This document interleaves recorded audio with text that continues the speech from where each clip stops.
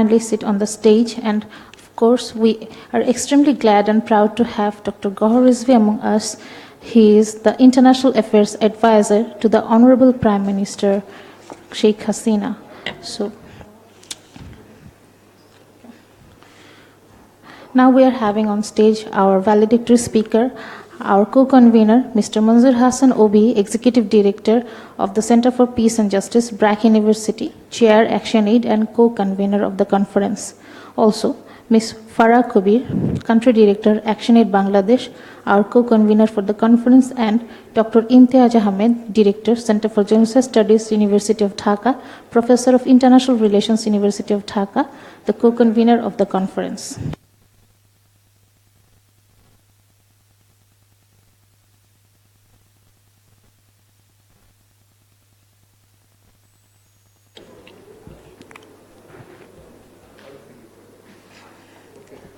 Now, I would request our volunteers on behalf of our organizing team to welcome Dr. ROHRIngya with a flower bouquet.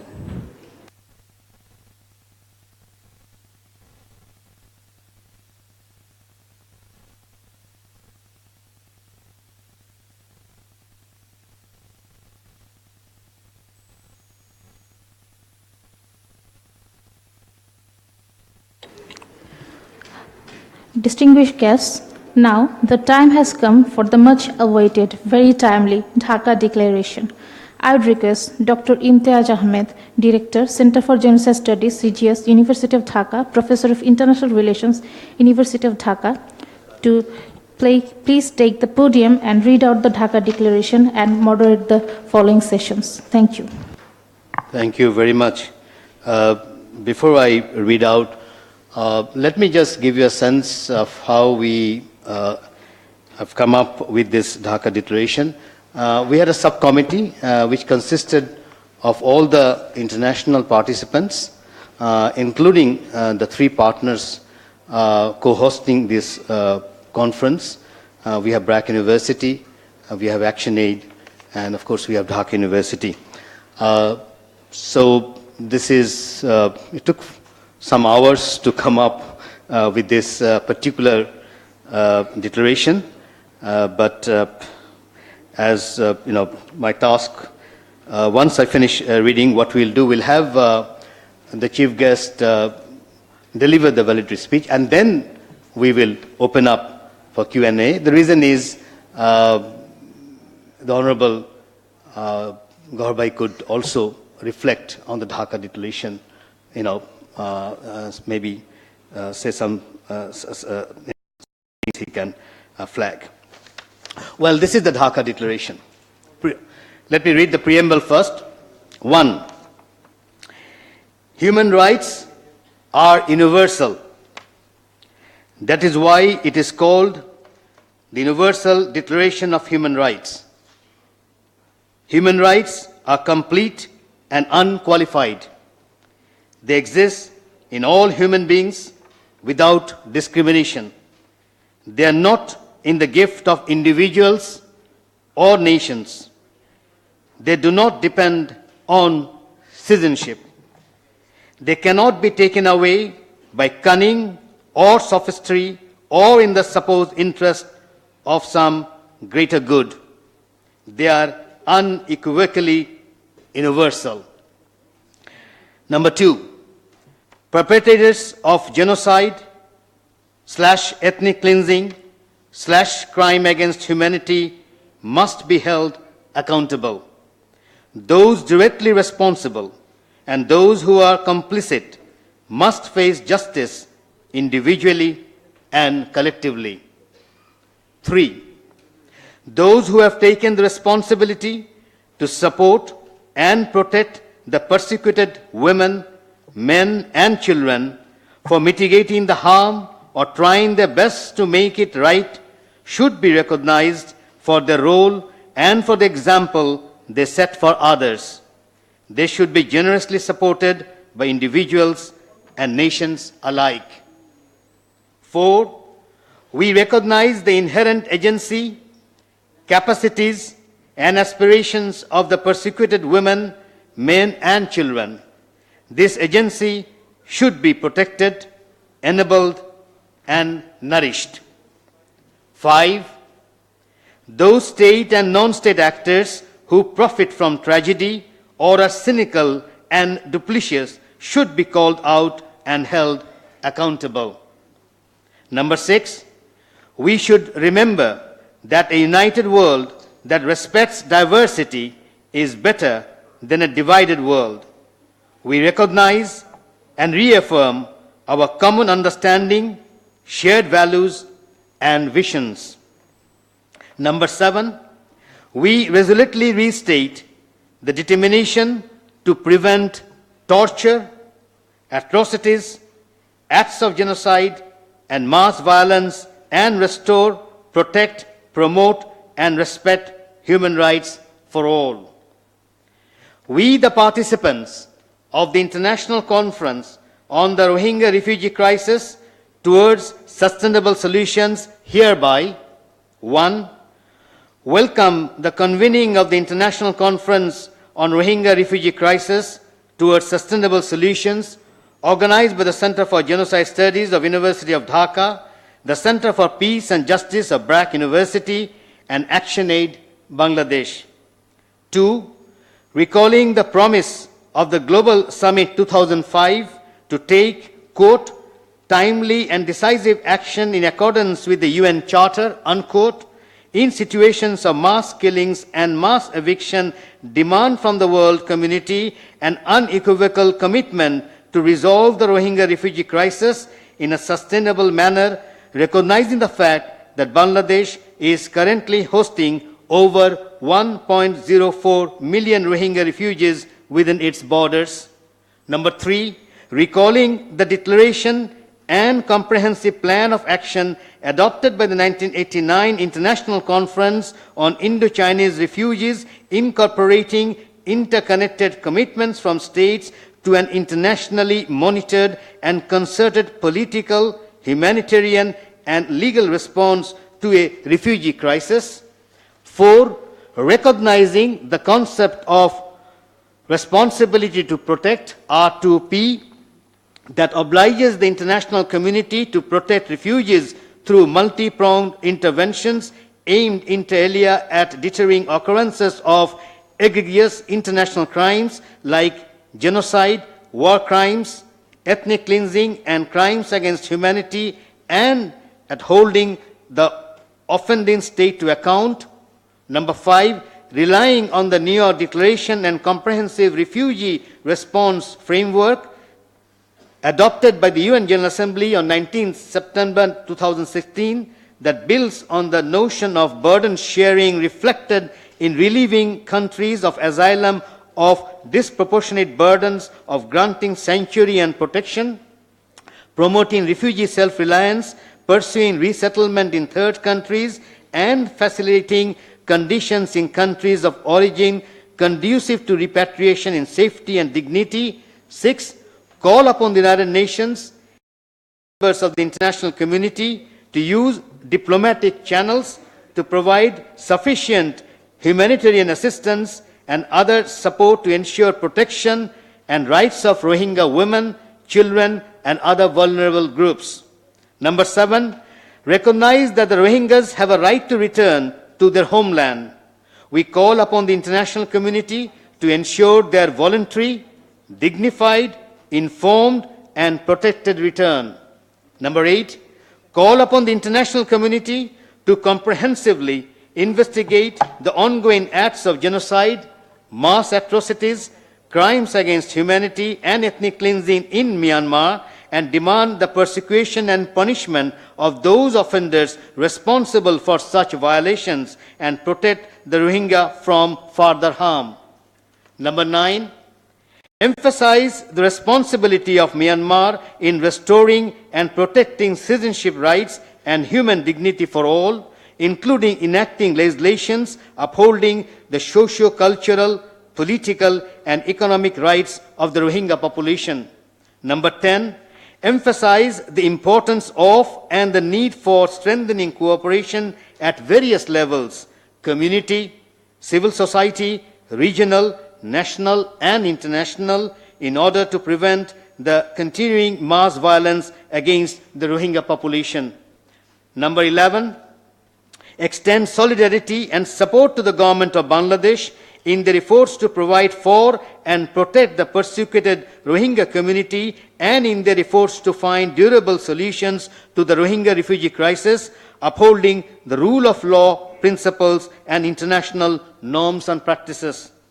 Number 12, recognizing the contribution of the Bangladesh community and highlighting the socio-cultural, economic, and ecological impact of the Rohingya refugee crisis on them, their lives and livelihoods, call upon Myanmar and the international community to address the issues of loss and damage.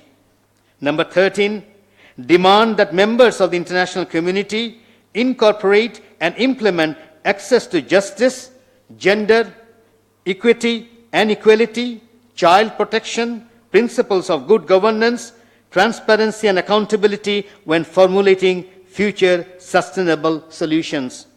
Number 14, emphasize the need to constructively build on the strengths of the Rohingya population, particularly women, and engage them as leaders in the design of any future sustainable development solutions in line with the SDGs.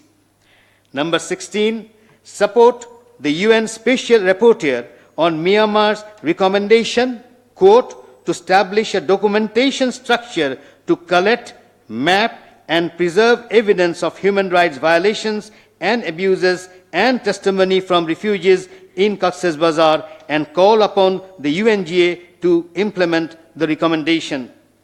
Number 16, commit to a review mechanism on the content and implementation of the Dhaka Declaration on a regular basis. Thank you very much.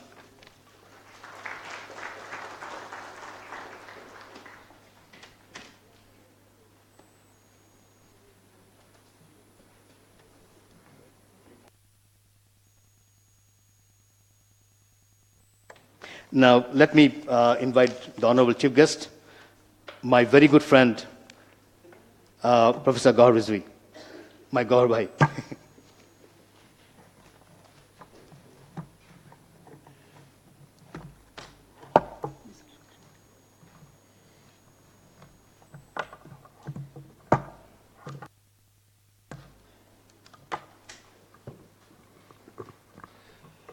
Professor Imtiaz Ahmed,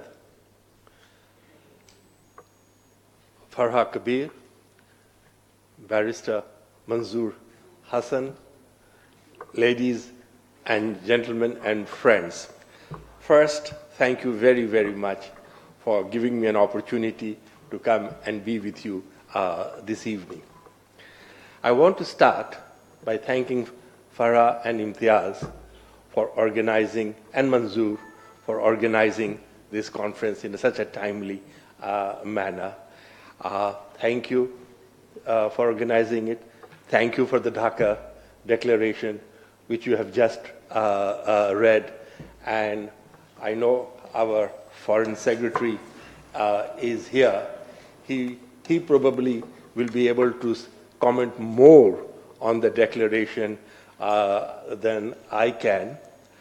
And in any case, as you know, I'm not that I have anything to say that is anything new or revolutionary.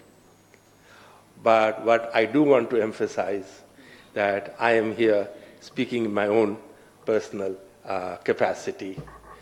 The official version you have heard from my good friend Shahid, and no doubt he will continue to give you the correct official version. I don't know really where to begin, but the reality is that I don't think we have fully grasped the enormity and the depth of Myanmar thinking, their planning behind the Rohingya exodus. It was not the result, as we have been told, of a few Arsa people attacking a village or two. It was not a sudden decision. This is a deeply well thought out, organized, meticulously planned event, what we are witnessing today. It did not start in August 2017. It did not even start in the 1990s when the first exodus of the Rohingyas happened in Bangladesh. To understand the Rohingya issue, we need to go back to 1982 and the Constitution document. And that is where we understand very, very clearly, with no ambiguity, what Myanmar's policy is and what Myanmar intends to do. Rohingyas, who were listed in the 1948 Constitution as one of the ethnic groups that constituted the population of Myanmar. In 1982, that has been dropped. And if you look at it, their purpose is very clear and very straightforward. Myanmar is visualized as a Buddhist state made up of various ethnic groups of Chinese origin. Anyone that does not fit into that picture, that vision of Myanmar, is not a citizen of Myanmar and has no place in Myanmar. I think unless and until we understand that, we are allowing ourselves to be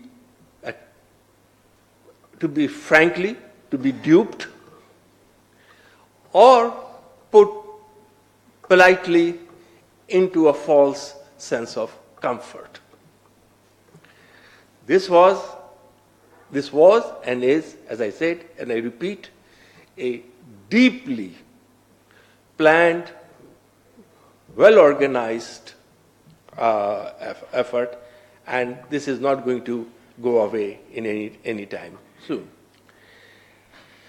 Over a period, the Myanmar army has pushed Rohingya population from time to time, and in a way, they tested Bangladesh's will. How much will they resist, or what they will do? And sometimes, under pressure, they have taken people back, but they have always gone back to their same game. And today, by far the largest part of Rohingya population is outside Myanmar than inside Myanmar. So you can see how they have calculatedly gone forward and are very much with them. And if you look at the current narrative, which is bought in by the vast majority of the Myanmar population, is the one that the military government has projected, the military leaders have projected, that people of Rohingya origin do not belong to Myanmar. And one reason why it is difficult to oppose this policy is the people of Myanmar, vast majority of people of Myanmar have accepted this narrative, and there is no movement from that. So that being the story, and unless we get to the history of it and understand that carefully, I think we will be deceiving ourselves. And what has happened, Bangladesh has done all the things right. I think it was to the great credit of our Prime Minister, the great credit of our Prime Minister, that she opened up the borders and allowed these people to come in. And I don't think there was any other alternative acceptable decision, for which we must congratulate her. But just congratulating her and stopping there will not suffice. We need to ask ourselves what has happened after that. Our Foreign Secretary and his colleagues have gone to extraordinary length to find some diplomatic, acceptable solution. But up until now, what we have seen is goodwill, honesty, and a desire to solve the problem on Bangladesh's side. This has not been reciprocated by Myanmar in any way so far. Whatever concessions that Myanmar has made, and Myanmar has made so far, hardly any concession. It has been in response to international opinion, international pressure, and nothing else. And if you look at the timing of each time when they do something, when they offer to meet our ministers, when they offer to send their people here and more people to come in future, these are all timed to assuage the international opinion with no sincerity of purpose that these will be done. Very early on, they made an announcement that they would take all the refugees back. Several months down the road, not a single refugee has gone back. And I believe today I was speaking to one of our UN colleague. I'm told not more than 550 people have actually been accepted as residents of Myanmar, let alone citizens of Myanmar. And they also have not been taken back. The Myanmar narrative goes further, that the Rohingyas have gone back home and they are not interested in coming back. If they want to come back, we would be prepared to take them. And no, we have not yet tested that. So my point really is, we have to now, there is not much Bangladesh on its own can do. And also, the problem is neither of Bangladesh's making, nor is the problem only confined to Bangladesh. What Myanmar has done has made manifest that they will not play by the international rules, by international law, or any accepted norm of civilized behavior. That they have made manifestly clear. So it doesn't give you much you can do. Secondly, yes, international community is supporting us in making the lives of the Rohingya refugees in Cox's Bazar a little bit more tolerable, and indeed one is grateful for that. But one needs to remember that the problem was not created by us. We didn't create the problem, and therefore the solution to the problem does not lie in Bangladesh. The solution lies where the problem was created, and that is in Myanmar. Every refugee I have talked to, and I have talked to a large number, everyone to the last person wants to go back.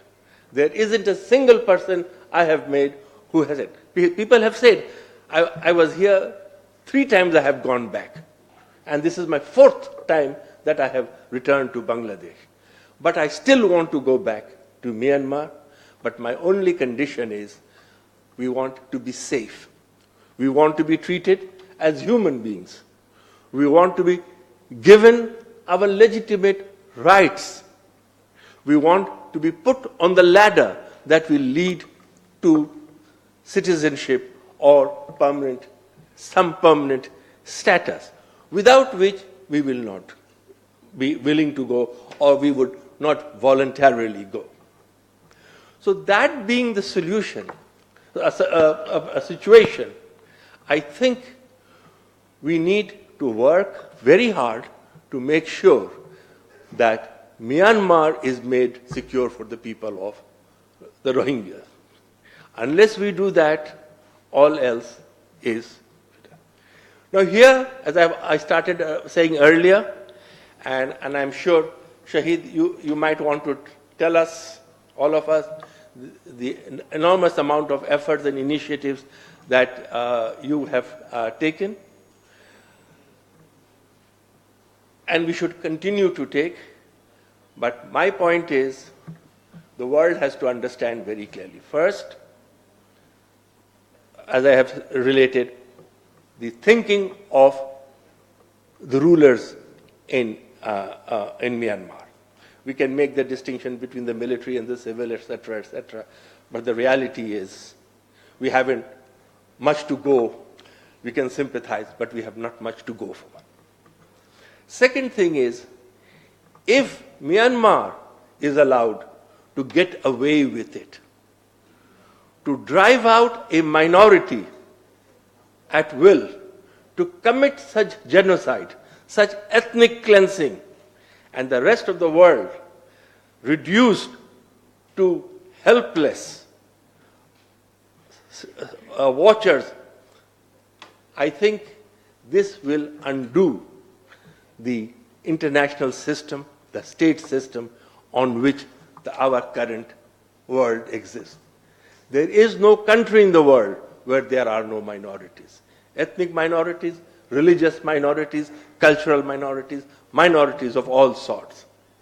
If today Myanmar can get rid of million plus of its citizens, and they have already gotten rid of probably more than millions before, there is no safety for any minority in any country of the world. It will begin to unravel many states. So we have to be really awake, we really have to wake up, and we really have to take a stand. And the final thing is, given the extraordinary public opinion, and here this is the only redeeming feature I see, extraordinary support for the rights of the Rohingyas around the world, in the end, the solution lies in mobilizing that support, mobilizing that opinion, and translating it into some actionable plan. Unless we do that, I don't believe Myanmar is going to budge. Whether that lead Bangladesh will take, or whether that lead can be taken by many of our friendly countries, Japan, European Union, we can discuss this, but somebody has to take the lead and cohere the extraordinary amount of support that we enjoy today. And until that happens, I don't believe. Finally, I don't think it is useful to debate whether or not sanctions work. It's a totally irrelevant debate. Question to ask, remind ourselves, is why were the sanctions removed from Myanmar? It was removed in the hope to strengthen the hands of Aung San Suu Kyi, to give democracy a chance, to strengthen human rights. Foreign investment came forward, Myanmar's isolation was ended, market access was given to her, all sorts of things have happened. And what did the world get in its place? Massive killing, genocide, and ethnic cleansing. So there's no longer time to say, does sanctions work or not? We have to reimpose the sanction, because the sanction was removed as a goodwill and a gesture of good behavior to come from Myanmar. That behavior has not come back. We should target how these sanctions will have to be done. Putting a ban on the travel of the military leaders by EU is a very useful start. But we need to revisit the question of market access.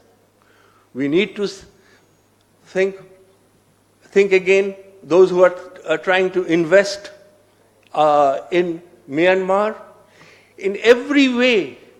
The only thing that the military will understand is pressure. And without pressure, nothing will happen. Myanmar will not be secure for Rohingyas. And if Myanmar is not secure, Rohingyas will not go back. And for anybody to think that Bangladesh can absorb this 1 million people, I think either they don't know what they are talking about, and if that were to happen, I fear for the future of our global system. Anyway, again, thank the organizers for making a very, very timely conference, a vigorous, refreshing declaration. I hope the world will take notice of it, and we will end this human misery, the like of which we had not seen for a very, very long time. With those, thank you again. Joy Bangla, Joy Bangabandhu.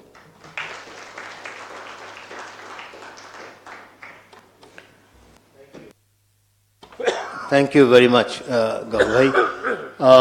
The floor is open for question and comment. It can be addressed to the chief guest, but you can also comment and reflect on the Dhaka Declaration if you want to.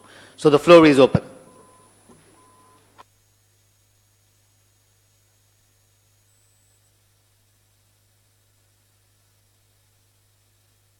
Can't be conference fatigue. Munshi, go ahead. I think somebody has to start. I didn't see any other hands, so I thought, let me try and make a start. First, let me congratulate the organizers for drawing up such a important declaration, Dhaka Declaration. But maybe it can be, if looked at further, like human rights are universal. That is why it is called the Universal Declaration of Human Rights. Maybe there needs to be some kind of a grammatical done there. Like, that is why it is what it is. That has to be clarified there, I think. Huh? The International Human Rights Charter or something that is called this. That is one thing that needs to be looked at. Then I thought at number 8 in the second page, the last sentence, such violations and protect, responsible for such violation and protect the Rohingya from further harm. Such violation does not, I mean, there is no reference to violation before that. Therefore, maybe this also needs to be correctly composed. And number 13, future sustainable solutions. Why use that word future? And there's another general comment. See, first we have preamble 1, 2, 3, 4, 5, 6, 7. Then we have welcome. Then again, then we go into the recalling. So it doesn't sound right. Either the welcome doesn't stay here, it goes further down, or it should be welcoming.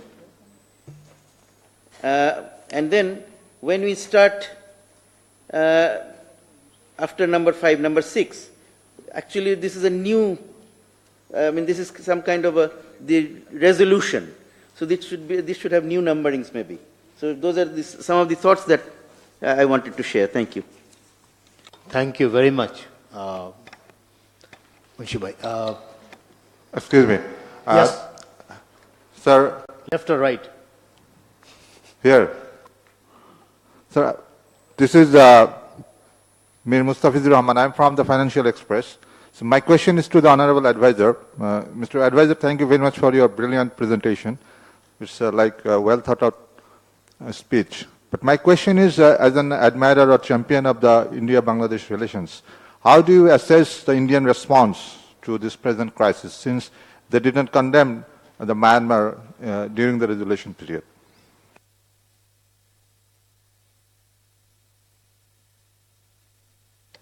My sensible instinct would be to pass this question to the Foreign Secretary. But and I think he would be able to tell us better. But let me just say, we have a tendency instantly jump and say somebody is for us and somebody is against us. Or somebody did not come to our aid or came to our aid.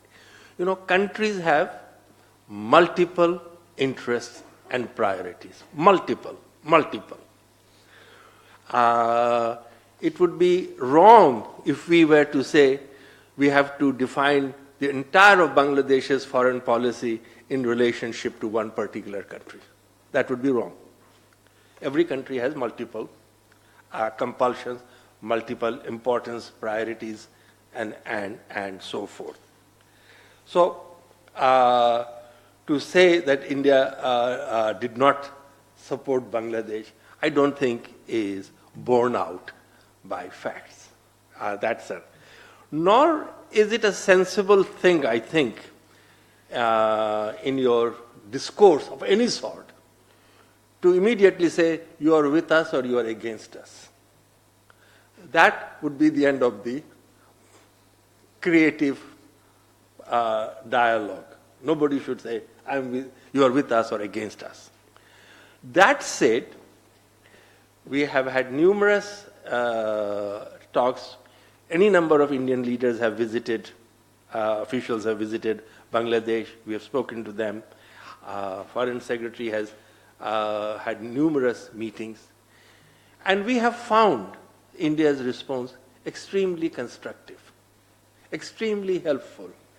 And where we are benefiting is India's ability to influence and persuade Myanmar. If a country takes in advance the position that let us condemn Myanmar, what is the value of India's role left? I don't want to take this analogy further, but believe me, I don't know what the Chinese government has said publicly, but during the visit of the Chinese foreign minister to Bangladesh, we found the Chinese response extremely constructive. So I think we should avoid these temptation to jump in and say somebody is against us, somebody is for us, you should take sides with us, or so forth. I've tried my best not to mince words, and so I hope you will understand, because otherwise the tendency is, oh well, he's apologizing for somebody. No, that's not what I am doing. Thank you. Foreign Secretary, you want to come in? No, not at this stage. Sir, my name is Syed Shahnawaz Mohsen. I'm working as the political advisor to the Canadian High Commission.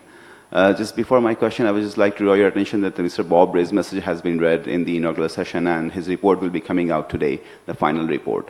It will be made public today, the final report. So just on that note, the question that I have to, I hope it's whoever is the right person to answer it. It's a perception among a lot of people that the moment Bangladesh actually signed an MOU with Myanmar about how to basically repatriate the Rohingya refugees, that's the moment that the international community was basically isolated from coming inside and actually doing something more constructive. Is that a right perception that they have? Because as long as Bangladesh did not go into a bilateral MOU with Myanmar, it remained an international problem that international community could actually come and intervene. But the moment the MOU was signed, it actually became bilateral then multilateral. Is that perception right, or was that a right decision, wrong decision, for the lack of the appropriate words that I'm just saying it's right or wrong, sir, but what are your perceptions on that, sir?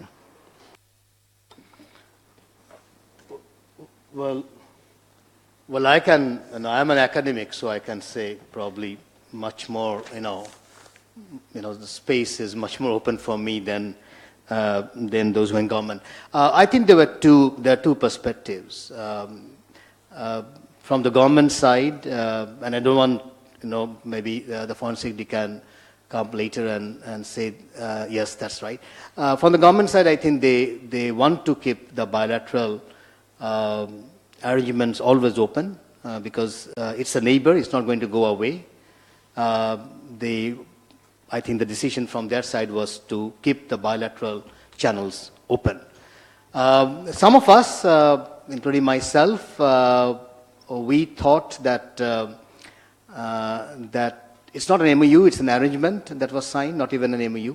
That was something that we should have waited a little bit so that pressure could have been brought up, and then probably some of the clauses could have changed. And that's because, as I said, that this in the 70s and the 90s, the exodus, and this time the exodus is different.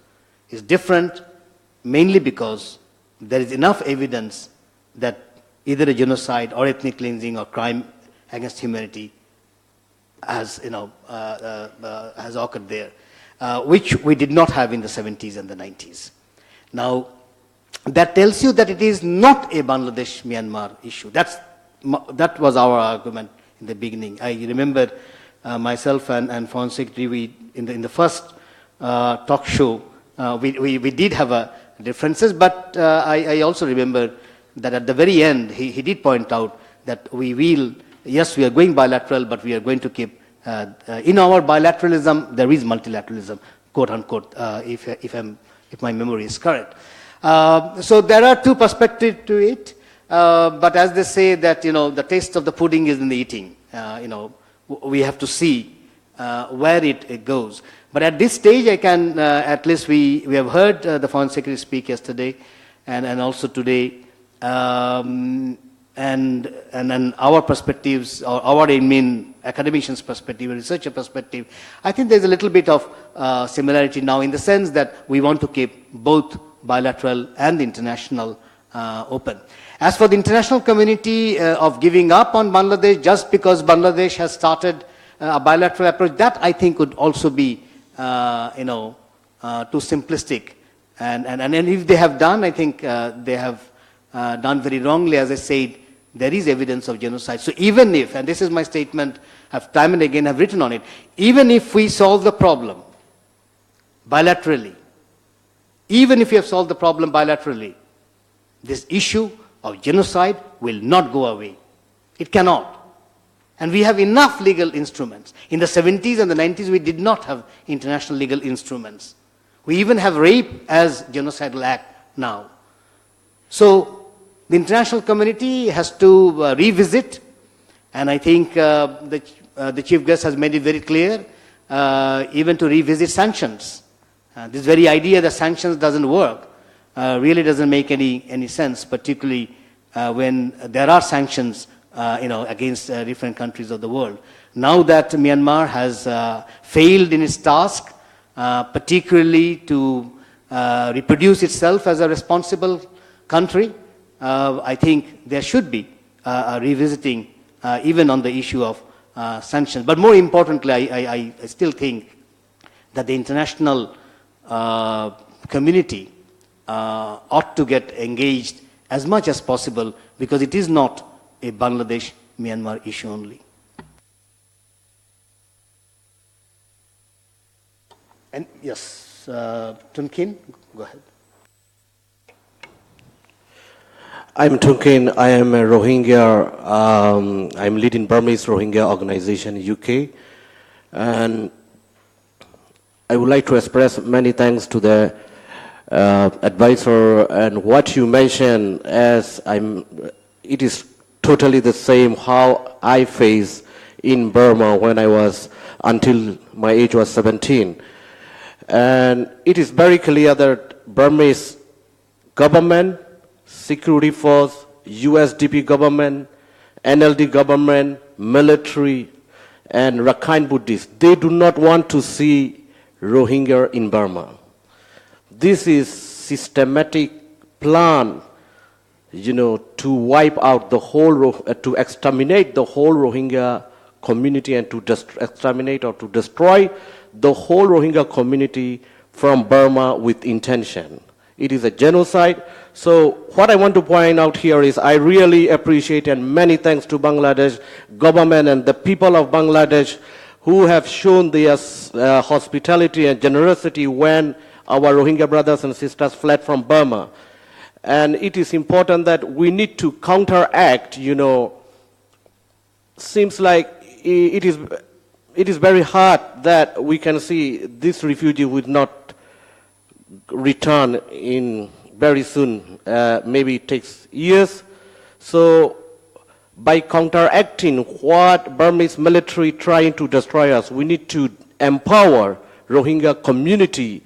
As a Rohingya, we are manageable minority. Our grandfathers, fathers been all well educated. We want to see our community capacity buildings and leadership training and more empowerment. Also, women and others is really important. We do not want to see our community exploit misused by some groups or anything. And also, as a Rohingya advocacy group, we are calling for protected return to protected homeland of Myanmar. That means that we want to return back as a protected homeland of Myanmar. We are a part of Burma. We are not as demanding a state. We are a part of Burmese society, so we want to return with a protection, and we want to have a protected homeland under of international protection. So on that case, we as a Rohingya advocacy groups are trying to get international support on that. We're trying to call for a conference with some countries. So I would like to request Bangladesh government to support on that too. Thank you so much. Dr. Habib. Thank you very much. It's my pleasure. This is Mohsin Habib. I'm from Swinburne University, Australia. I just want to raise a little bit of issue here from international to national context. In my last trip to Ukia and the camp, there are two things as significantly important, I think. Number one, in the camp, that some of these Rohingyas being taught Bangla. I think I was talking to Vincent from UNHCR. He was saying, "Is that happening?" Yes, that's happening. That's evidence on my slide. I've taken photos. I understand. I fully acknowledge Bangladesh government's role. It's a commendable, things that Bangladesh government has done. It is extremely difficult to monitor as well. So probably there should be some sort of a policy within the government that how monitoring can be taken place. In relation to that, I think all of us, we know we cannot stay there after 5 p.m.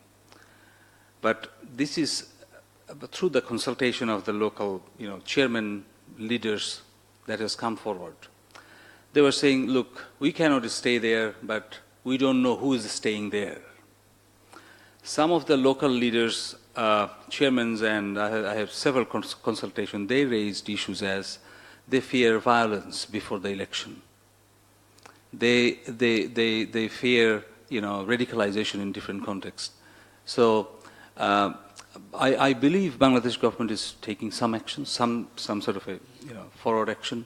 I just thought I should let you know what is happening from an academic point of view. I'm happy to share the big research that we are doing in the near future. Thank you very much. Do we have any more comment? Yes, please. Munir. Thank you. This is Asif Munir. Going back to the Dhaka Declaration, just a quick point.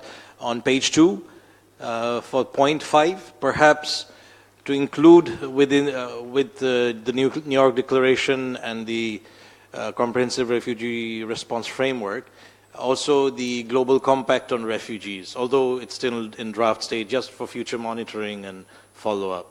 Perhaps to include that, for whatever it's worth in future. Thank you.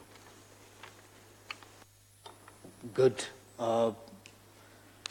Yes, Munshi Bhai. I thought I wanted to come back on this issue of bilateral, multilateral, or international. I think what Professor Imtiaz said about it being an international, huge international humanitarian crisis. There is no doubt about that. And the location of the crisis is basically Myanmar. So to that extent, Bangladesh is not even party to it. But Bangladesh has been impacted by the exodus of the Rohingyas after they suffered this huge atrocity. So when it comes to resolving the question of repatriation of the displaced people back to Myanmar, that has to be a bilateral arrangement. There is no two-way about it. Of course, there will be international involvement, international monitoring, international assistance in the whole process. But it is a bilateral process. So to that extent, it is definitely bilateral. What we do in that should not inhibit international community in actually addressing the issue of human rights violation, the grave human rights violation in Myanmar. And so there is no dichotomy there, or there is no dilemma there, or contradiction there. Thank you. I just want to, take that up a little bit. You see, and this is something that we are trying to flag, and one of the reasons why we ended up having this particular conference, which is mainly a non-governmental conference, although we did interact with the government of Bangladesh almost day-to-day basis. The idea is, and this has to be flagged very clearly, Rohingyas are not only in Bangladesh. This is the first thing that we have to keep in mind. There are Rohingyas in India, Rohingyas in Pakistan, in Saudi Arabia, in Malaysia, in Indonesia, in Japan, in Australia, and Thailand. And this is something I have flagged, and I'm sure Foreign Secretary knows about this, that let us call a conference, at least of these countries, and see what kind of solutions they are looking for. We have heard from our Malaysian colleague, there are 200,000 of them in Malaysia, and in some way they probably have assimilated, but still they remain stateless. In the future, you never know, you might end up getting one Donald Trump in Malaysia, and that can, derail things. So my argument here would be, as I say, that this archetype of singularity, can come back in any country, and in any region. So these are the countries I think we know that are sizable Rohingyas, and if that is the case, I see no reason why we can't have an international conference to begin with. And then, of course, and this is absolutely my personal opinion, we will at one stage need an international conference probably to resolve this once and for all. I'm a skeptic of bilateralism in the age of globalization. That's the reason. I'm skeptical of bilateralism in the age of globalization, mainly because if you look at the investments, whether of China or India, it's all globalized. The export and import that we have learned in our 20th century economics or 19th century economics is no longer valid. The national budget that we talk about is no longer national. One can go on and on. We are not living in the age of bilateralism or nation-state centralism, not in the Westphalian understanding of state. That's gone. It's much more complex. And the complicity is something which will tell you that we need an international, what you call, kind of an exercise. And why that is so? Because there is enough evidence that this is a genocide. So if that is the case, then it becomes international by the very nature of this issue. And once that gets into Myanmar, I believe they would start derolling some of the structures that they have created. Thank you. I think we don't see any hands. Thank you again, Gaurabai, as usual, frank and free, though he did make a point that it's his personal opinion, but I think it allowed us to rethink a lot of issues. Let me at this stage request Manzoor Bhai to deliver remarks, closing remarks to begin with. Thank you, Imtiaz Bhai. It's going to be a very brief closing remark, just to say that over the last 2 days we have deliberated on a number of different issues, and we have come up with this Dhaka Declaration. I see this declaration, this document, as a living document, and I think if you look at paragraph 16, it talks about commit to a review mechanism on the content and implementation of the Dhaka Declaration on a regular basis. So this is going to give us that opportunity to go back and to review and to adjust and to bring in new ideas. So thank you very much, and we couldn't have done this on our own, so thank you for all your inputs. Thank you to Professor Gaur Bhai, and thank you to Honorable Foreign Secretary for being present and for all your input. And for what is left for me to say is we will continue with this conversation, and we will keep in touch, keep you updated on what's happening, and wish you all a bon voyage. Farah? Let us not repeat what was said about Rwanda and the Hutsi, and that when good men do nothing. I'm sure it is not too much to ask the international community to stand up to the challenge and the crisis that is there, and not try to hide behind diplomacy, bilateralism, multilateralism, terrorism, radicalism, you name it, all the isms. I think the call is out there that these are human beings. We're dealing with human beings. We're dealing with women, children, girls, men, and we need to really be civil, and we need to prove that we are a one human community. আমার মনে হয় যে আমাদের এই চাওয়াটা খুব বেশি না, কোনো বাড়াবাড়ি না, যে আন্তর্জাতিক মহলে এবং বিশ্ব নেতৃত্ব যেন এই মানুষগুলোর পাশে এসে দাঁড়ায়। আমরা চাই না যে 50 বছর পরে প্যালেস্টাইনের মতন বা সিরিয়ার 10 বছরের বা ইরাকের মতন আরেকটি ক্ষেত্র ঘটনা তৈরি হোক। আমার মনে হয় যে আমরা সভ্যতা এই পর্যায়ে আছি যেখানে আমরা আশা করতে পারি যে বিশ্ব নেতৃবৃন্দ এদের পাশে এসে দাঁড়াবে। আমি গর্বিত যে আমি একজন বাংলাদেশি, কেন আমরা প্রতিবার প্রমাণ করেছি we are resilient. But don't take for granted the resilience of Bangladesh. As a Bangladeshi, we will stand up and for humanity and for the rights of people. But that does not mean the rest of the world can forget its responsibility. And as we have discussed over the last 2 days, the responsibility lies in the state where the conflict originated. And the responsibility lies with all of us. So I hope that as a part of the 2-day conference and the declaration, there is something for all of us to take back. Because if you will see that we have also included the roles of the individuals, and we have spoken about collective roles. So wherever we are, whoever we are, I think we can play a role. So let us come together. It is in our interest. An unstable instability anywhere in the world will not bypass us. Climate change, loss and damage, environmental, social, economic conflicts will not bypass one or the other. We are all going to be affected by it. So I hope you've had 2 good days of deliberations.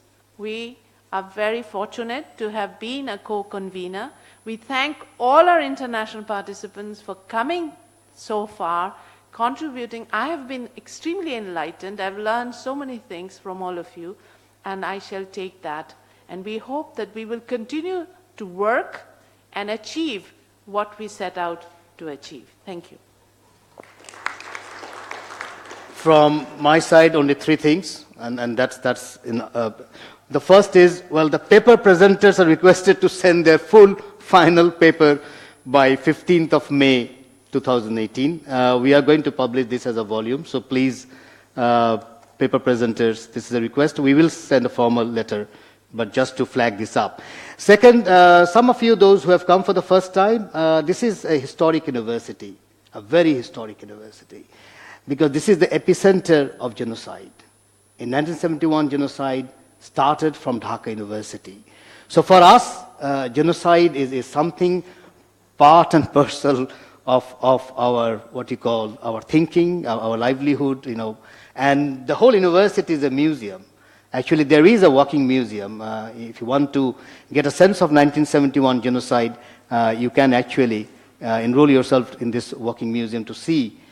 So you are actually, in a place which is very historic, and it's a kind of university you don't see, because this is the only university in the world which has actually raised the national flag of a country. No other university has done that anywhere. So it's a very historic university. There is a spot where the national flag was raised, and there are so many things throughout. So I don't know whether you will have time this time, but just to flag that, I thought then you can see the connection, why we have a Center for Genocide Studies, and why we are so much passionate about this particular genocide, not only of Myanmar, but any genocide. Last line, I go back to Lao Tzu, a journey of 1,000 miles begins with a single step. This is only a single step, because there are a lot of things to do. Thank you very much.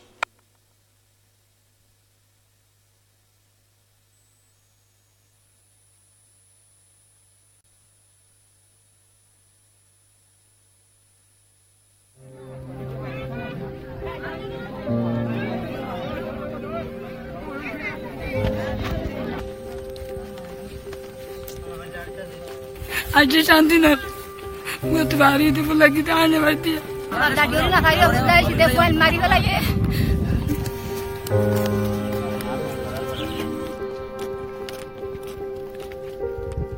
पानी हाँ बाजी रे पानी पानी है था ये तो पानी हवा oh lah बाजी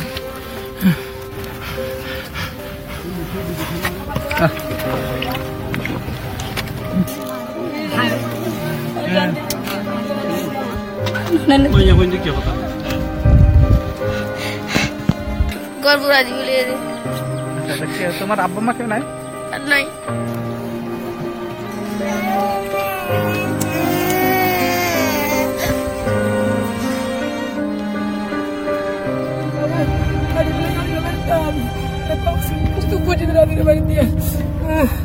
Bisi harus kadi bala ye.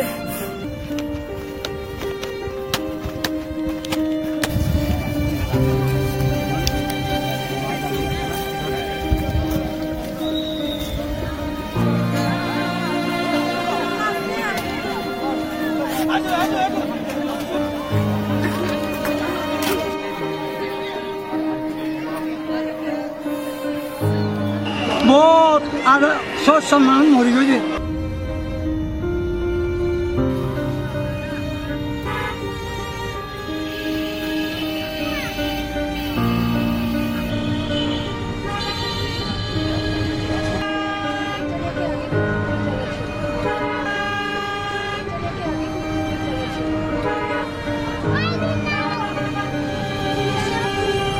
आज कैसे ना है बिना लगते ना है ना है तो पासिंदा से ले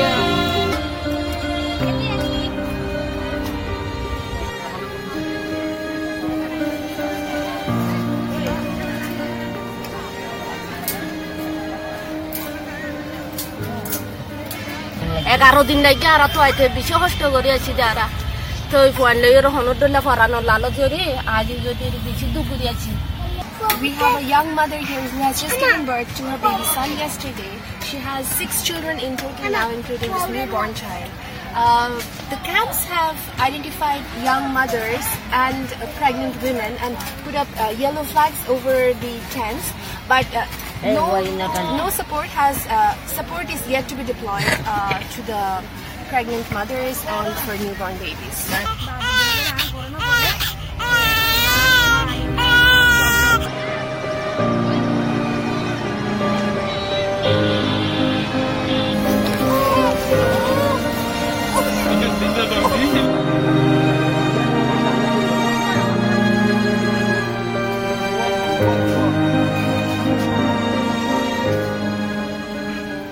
We are right in the middle of Balukhali camp.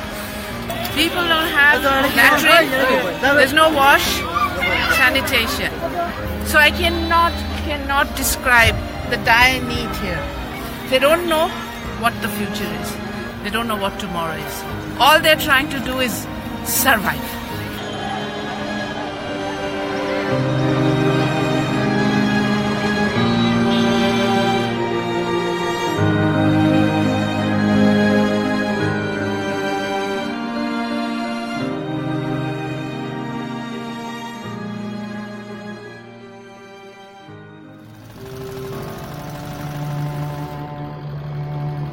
Since the 25th of August, the Rohingyas have been coming and they still continue to come from northern Rakhine. We are hearing horrific stories of torture, of burning the villages, their homestead.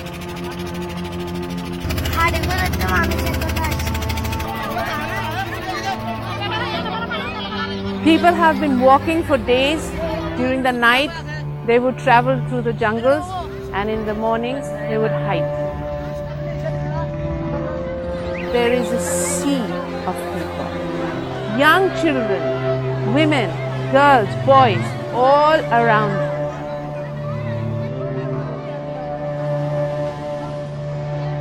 It's unbelievable that more than 500,000 people have been displaced.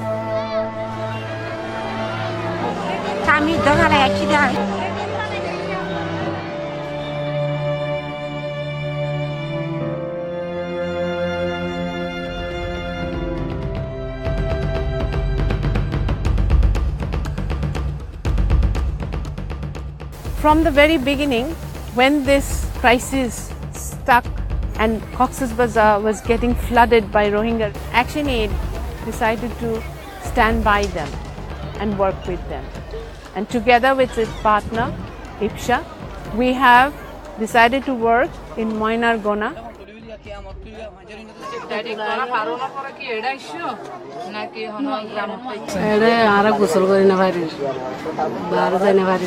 Action Aid believes that we need to restore a sense of confidence and dignity in these people.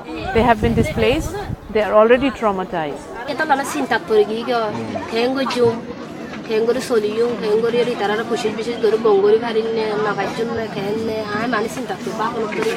There are huge need of these vulnerable families.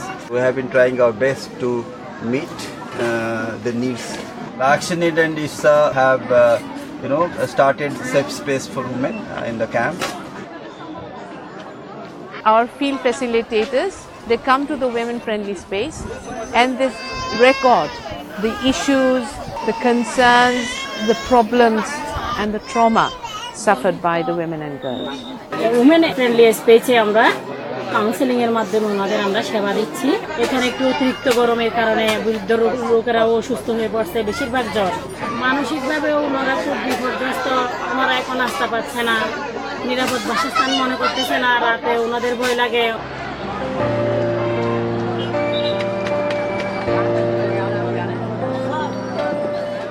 We have provided the women dignity kits. This dignity kit is going to take care of the sexual and reproductive health needs, immediate needs of the girls and women.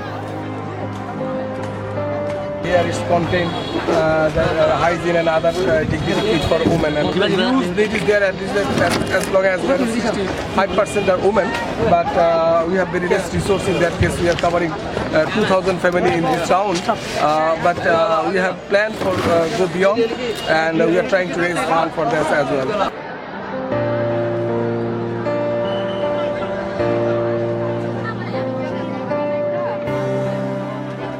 We are providing food packages, that's for the family, and we will continue to do that. এই প্যাকেজের মধ্যে রয়েছে 4 KG মসুর ডাল, 2 litre তেল, 1 KG চিনি এবং আধা কেজি লবণ। খাদ্য চাহিদা অনেক।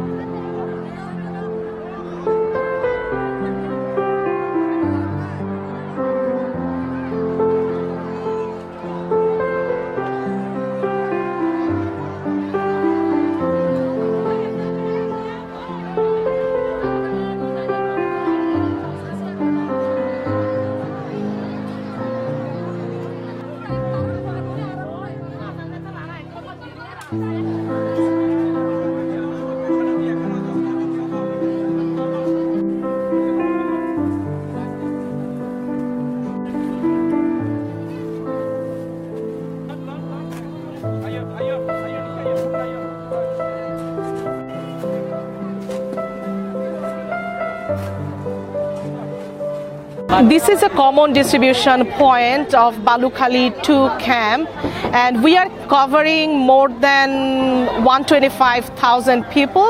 Today actually we are distributing dignity kit and blanket, and as you have seen, we got more than 4,000 people who came here to receive this item. We have included sanitary napkin, underwear, clothes, their outfit to help them face the situation.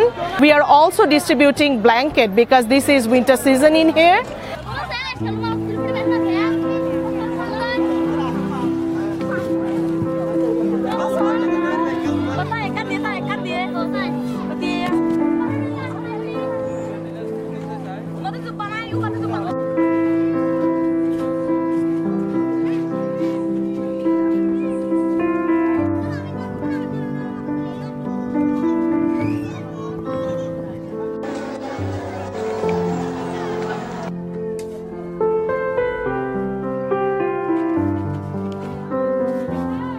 Ada si dai kola Burma tati bada datta guli mari wala yara dai si ma baurwa ti dai si bua bane yari to na yara to na vai ya kai de kushi lage shandani vindium ta vendi bada mat hor vindium dedi batte de lagi bo